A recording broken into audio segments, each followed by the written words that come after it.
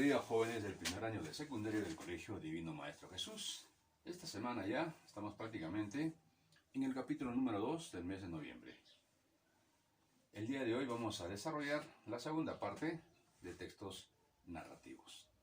Recordar que es muy importante, ¿no?, hacer un pequeño repaso para que de esa manera reforzar un poquito más nuestros conocimientos dentro de este campo.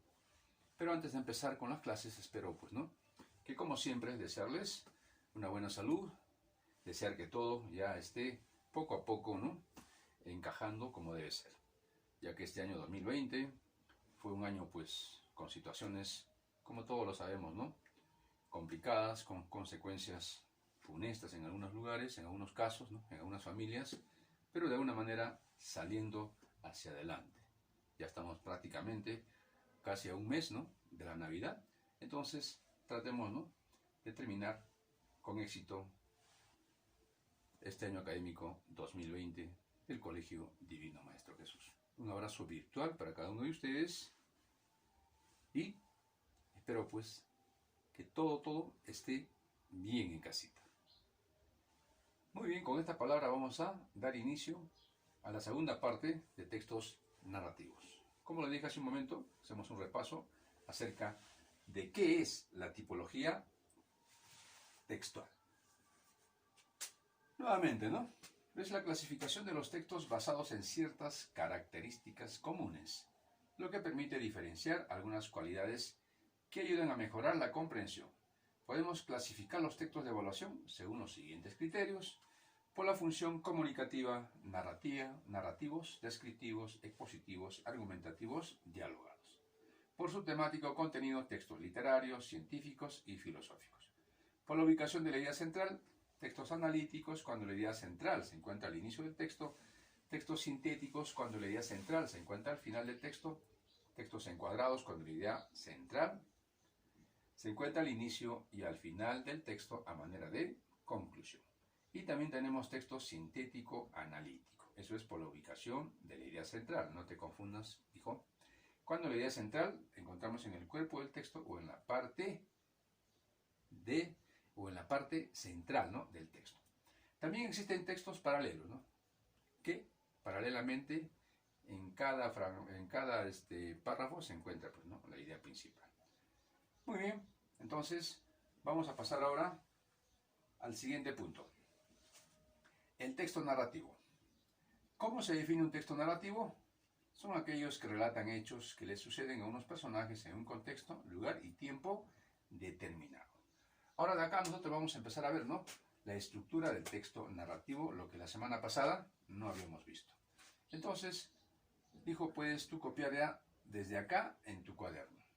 Lo anterior es como un repaso, como ya lo has hecho la semana pasada, ya no tienes por qué copiarlo. Solamente desde estructura del texto. Estructura interna. Organiza los contenidos del texto de la siguiente manera. Planteamiento, presentación de personajes, ambientes, lugares, situación estable. Nudo. Se produce un conflicto. Al personaje se le plantea problemas. La situación inicial cambia y se vuelve inestable. Y desenlace. Se resuelve el conflicto, nueva situación estable, puede haber moraleja, dependiendo, qué tipo de narración es. Si es una fábula, por supuesto, que debe de haber moraleja. Entonces, esta es la estructura interna del texto. Planteamiento, nudo y desenlace. Eso encontramos en la estructura interna. Ahora en la estructura externa. Organiza formalmente de los conceptos de la estructura interna, como párrafos, capítulos, secuencias, tratados, actos y escenas, etc. Es decir, dependiendo del tipo de obra, el autor va a organizar las ideas teniendo en cuenta esos aspectos. Siguiente punto, narrador. Tenemos narración desde fuera, que se hace en tercera persona. Y aquí entra a taller el narrador omnisciente. El narrador omnisciente es el narrador que lo sabe todo acerca de los personajes, desde lo más externo hasta lo más íntimo. Es decir, conoce al derecho y al revés todo lo que va a suceder en él, en la narración. B. Narrador observador externo. Solo cuenta lo que puede observar. como una cámara de cine, ¿no? Muestra, no explica. Es distinto, al narrador omnisciente. Continuamos. Narración desde dentro.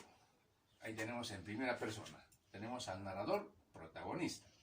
El protagonista de la historia es quien cuenta los hechos. B. Narrador, personaje secundario. Testigo. El narrador es un personaje secundario, testigo de los hechos que cuenta. Marco. Tenemos espacio. Es el lugar físico donde se desarrolla la acción. Tenemos A. Espacio real. Existe en la realidad. B. Espacio imaginario. No existe en la realidad. Es invención del autor. Como en muchas obras hemos visto, ¿no? Que hay pueblos que han sido creados, ¿no?, por los autores, pero que en realidad solamente existen en la obra. Tiempo. A. Externo o histórico. Época o momento en que se sitúa la historia. B. Interno o de desarrollo. El periodo temporal que abarca los sucesos del relato. Son, ¿no?, algunas situaciones que se dan dentro del contexto de la obra, ¿no?, en tiempo. Externo o histórico, interno o de desarrollo. Personajes. Según la función, tenemos A. Personajes principales. Funcionan como hilo conductor del relato. Son los agentes de los hechos. Protagonista.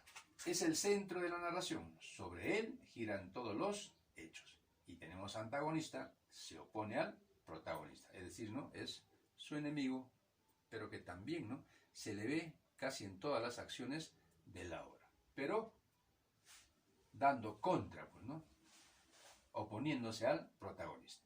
B. Personajes secundarios. Acompañan a los protagonistas. Ocupan menos espacio narrativo. Es decir, no están dentro del plano principal, ¿no? Se les ve esporádicamente realizando otro tipo de acciones. Según la caracterización, tenemos personajes planos creados a partir de una idea o cualidad. No evolucionan, siempre se comportan igual. Son personajes planos. En cambio, los personajes redondos no encarnan una cualidad, evolucionan, tienen una profundidad psicológica y su comportamiento no es previsible, es imprevisible, porque no sabe lo que pueden hacer, ¿no?, dentro de la narración este tipo de personajes. Muy bien, entonces esto era lo que faltaba dentro del texto narrativo. Hasta acá, hijo, tienes para copiar en tu cuaderno. Muy bien, ahora sí, vamos a pasar a desarrollar lo que nos falta del compendio. Saquen todos su compendio. Vamos rápidamente a la siguiente página. Nos quedamos en la página 59. Aprendo más. La tarea, ya hay muchos jóvenes que han mandado, pero también jovencitos que no sé qué esperan o no sé qué pasa con ellos, que no mandan sus evidencias. Usted sabe, ¿no? Cada evidencia es una nota, hijo. Tú tienes que saber, ¿no?, que el éxito sin obstáculos no es éxito. Para que tú puedas tener éxito, tienes que pasar, pues, por una serie de obstáculos. Y uno de los obstáculos justamente es hacer las tareas, pues, hijo. ¿De qué vas a disfrutar mañana más tarde cuando tú pasas de año y cuando te has dado cuenta que no te has sacrificado? Es decir, has pasado, como dicen, ¿no?, por agua caliente. ¿Qué cosa festejarás? Nada, pues, hijo. En cambio, va a festejar aquel que sí se ha preocupado, se ha sacrificado, se ha trasnochado, se ha desvelado, ¿no?, pero ha cumplido con su tarea. Él sí puede festejar. ¿Por qué? Porque ha pasado, pues, por todos los obstáculos que tiene que pasar para llegar al éxito. Eso sí, jóvenes, ¿no?, es loable. Por lo tanto, hijo, si no estás haciendo tu tarea, es momento, pues, que lo hagas, hijo. Es algo tan sencillo que no creo que te depare mucho tiempo. Muy bien, entonces la página 59, aprendo más. 1. Lee los textos y escribe dentro de los paréntesis el número de la palabra al que se refieren las expresiones destacadas. Dice, Mier envió un mensaje a Bolívar, anunciándole la victoria patriota. Luego de esto, el Libertador premió a los autores de la acción. Necochea, Mier, Carvajal, entre otros. Desde ese día hasta la actualidad, el escuadrón de caballería Húsares de Junín fue nombrado el glorioso Húsares de Junín. Entonces la palabra destacada, ¿no? Victoria patriota, mensaje enviado a Bolívar, premio a los autores de la acción. Entonces ya está ahí, ¿no?, enumeradas.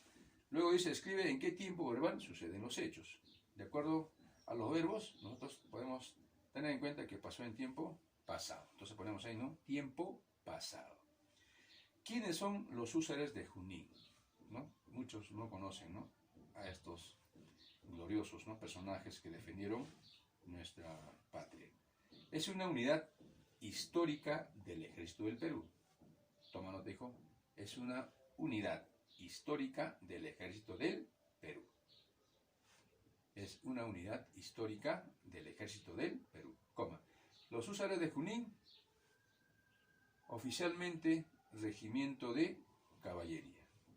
Los húsares de Junín, coma, oficialmente regimiento de caballería. Entre comillas, glorioso húsares de Junín. Entre comillas, glorioso húsares de Junín. Número 1, libertador del Perú.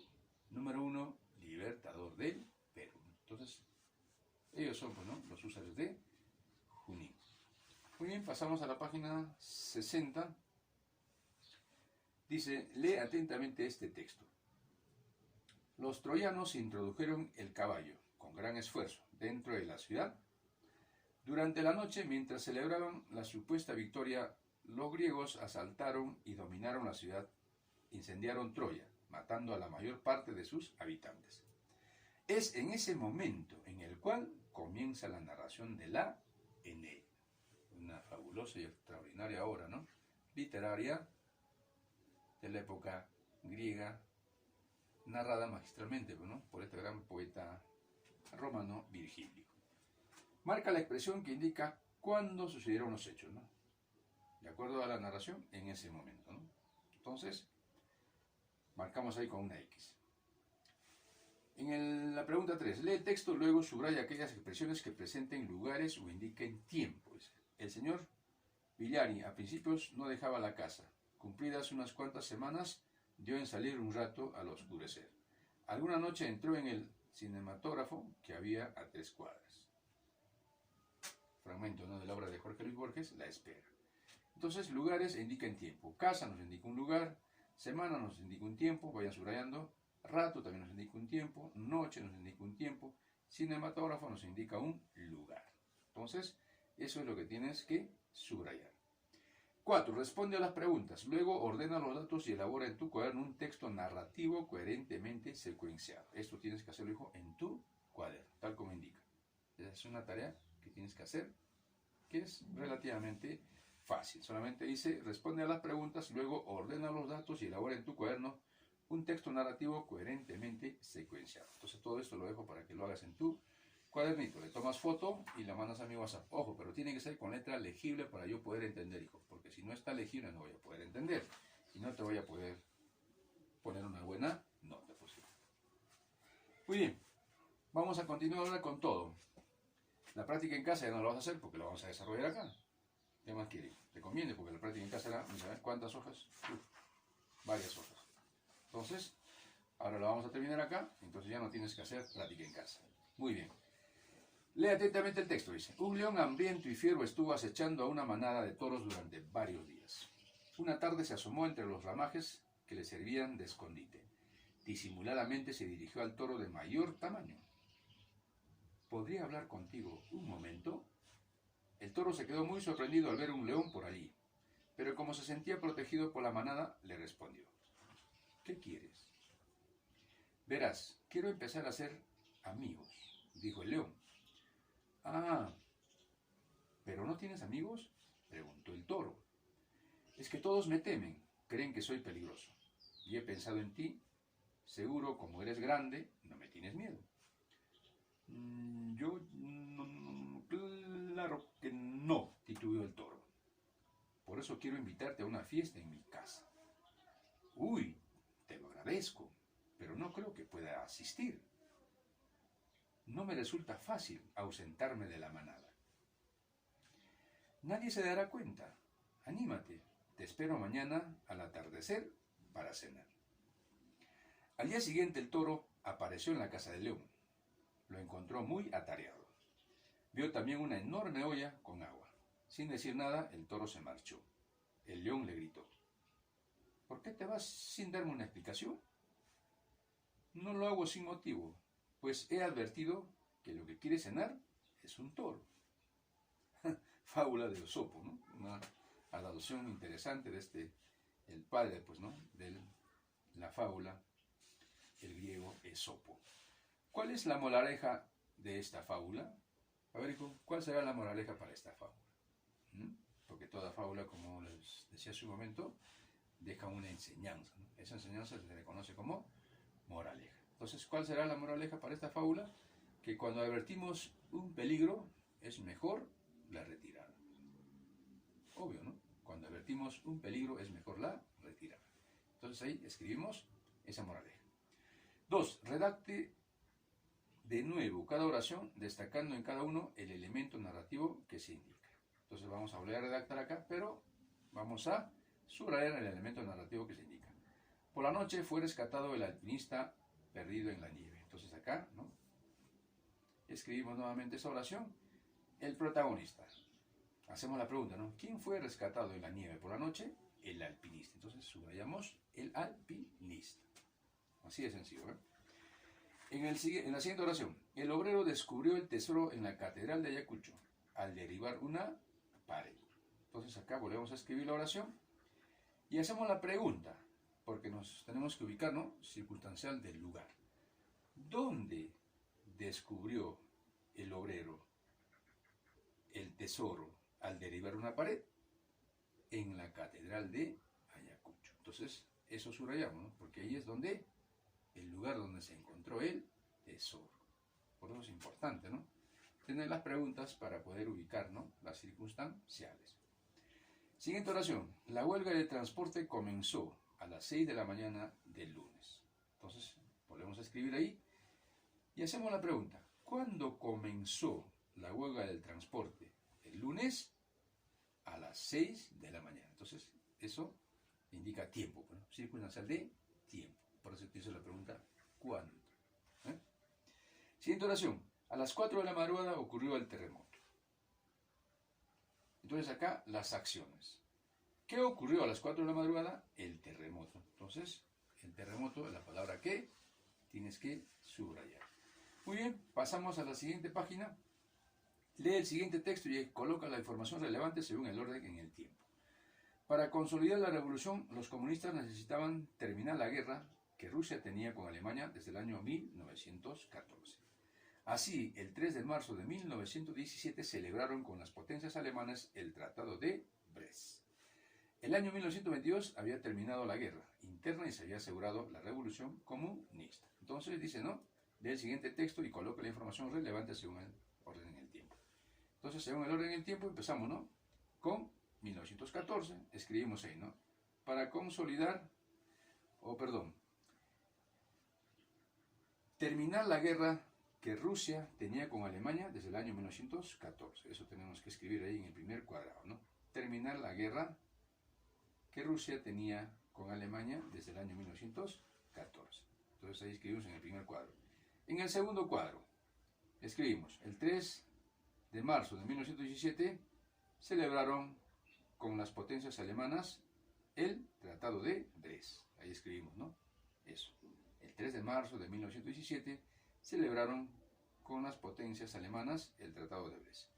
Y por último, el año de 1922 había terminado la guerra interna y se había asegurado la revolución comunista. Entonces, ¿no?, el año de 1922 había terminado la guerra interna y se había asegurado la revolución comunista. Entonces escribimos ahí con letras pequeñas la idea más relevante, ¿no?, en el tercer cuadrado. Muy bien, en la 4, ordena las siguientes oraciones y escribe con ellas un párrafo en tu cuaderno. Ojo, vas a escribir con ellas un párrafo en tu cuaderno. Pero primero ordenamos. Dice, pero no todas las obras presentan la misma visión del lobo. Los lobos son protagonistas de diversos cuentos, leyendas y novelas. En cambio, en el libro de la selva, los lobos son seres nobles y justos.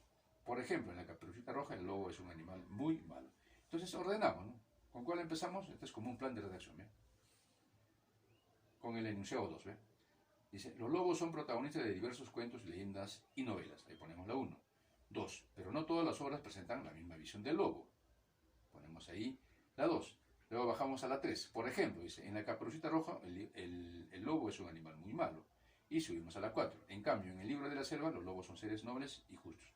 Entonces, de acuerdo con eso, como hemos ordenado eso, después de la tarea que tienes que hacer al principio, vas a copiar esto en tu cuaderno. Y luego de esta tarea, la siguiente, dice, observa con atención estos dibujos, luego en tu cuaderno escribe la historia en 3 momentos, primero, después y al final. Entonces, teniendo como base la observación de estos dibujos. Todo eso en tu cuaderno, ya que no vamos a hacer, ¿no? Practica en casa. Entonces, hijo, tienes para hacer eso en tu cuaderno. Muy bien, lee el texto ese. Beba esto, dijo Eugenio, levantando al moribundo con el brazo izquierdo, al tiempo que le ofrecía con la mano derecha una taza llena de tisana. Usted sí que debe de querer a su padre y a su madre, dijo el anciano, apretando entre sus manos desfallecidas la mano de Eugenio. ¿Puede usted creer que voy a morir sin ver a mis hijas? Siempre con sed y sin beber nunca. Así es como he vivido de 10 años acá. Mis 2 yernos han matado a mis hijas. Padres, pedid a las cámaras una ley sobre el matrimonio. Si las queréis, no caséis a vuestras hijas. El yerno es un bandido que echa a perder todas las buenas cualidades de las hijas. Este es un fragmento, ¿no?, sacado de la obra de Honoré de Balzac, titulado Papá Goriot, perteneciente a la corriente realista. Muy bien, la pregunta es, ¿qué quiere decir? Siempre con sed y sin beber nunca. Quiere decir, ¿no?, que ansió siempre algo que nunca se dio. Repito, que ansió siempre algo que nunca se dio. Entonces, eso significa, ¿no?, siempre con sed y sin beber nunca. Relaciona las características con los personajes. Es atento y servicial. De acuerdo al texto, ¿quién es atento y servicial? Eugenio, ¿no? Ponemos ahí el número 1.